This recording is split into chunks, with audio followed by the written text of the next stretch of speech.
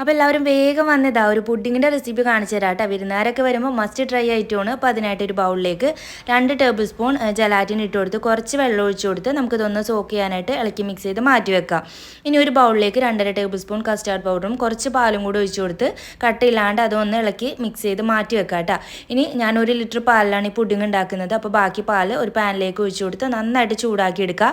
നന്നായിട്ട് ചൂടായിട്ട് വരുന്ന ടൈമിൽ ഒരു 100 ഗ്രാം ബട്ടർ ഇട്ട് കൊടുക്കുക. പിന്നെ മധുരത്തിന് ആവശ്യമായിട്ട് മിൽക്ക് മെയ്ഡും അതേപോലെ പഞ്ചസാരയും കൂടി ഇട്ട് കൊടുക്കുക കേട്ടോ. പിന്നെ നമ്മൾ കട്ടില്ലാണ്ട് ഇളക്കി വെച്ചിട്ടുള്ള ആ ഒരു കസ്റ്റാർഡിൻ്റെ മിക്സും അതേപോലെ നമ്മൾ സോക്ക് ചെയ്യാനായിട്ട് വെച്ചിട്ടുള്ള ജലാറ്റിനൊന്ന് ഡബിൾ ബോയിൽ ചെയ്തിട്ട് അതും കൂടി ഇതിലേക്ക് ഒഴിച്ചു കൊടുക്കുക.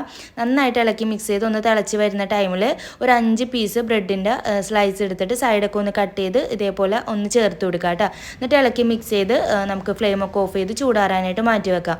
ഇനി ജസ്റ്റ് ചൂടാറി വരുന്ന ടൈമിൽ മിക്സിയുടെ ജാറിലിട്ട് ഒന്ന് കറക്കി എടുക്കുക. എന്നിട്ട് പുഡിംഗ് ട്രേയിൽ ഒഴിച്ച് ഓവർനൈറ്റ് സെറ്റ് ചെയ്യാനായിട്ട് വെക്കാം. ലാസ്റ്റ് ഞാനിതാ കുറച്ച് ചോക്ലേറ്റും കൂടെ ഗ്രേറ്റ് ചെയ്ത് ഇട്ട് കൊടുക്കുന്നുണ്ട്. അപ്പോൾ എല്ലാവരും ഉണ്ടാക്കി നോക്കുക, എന്നിട്ട് ഫീഡ്ബാക്ക് അറിയിക്കുക. അപ്പോൾ അടുത്ത വീഡിയോ ആയിട്ട് വീണ്ടും കാണാം. ടാറ്റാ.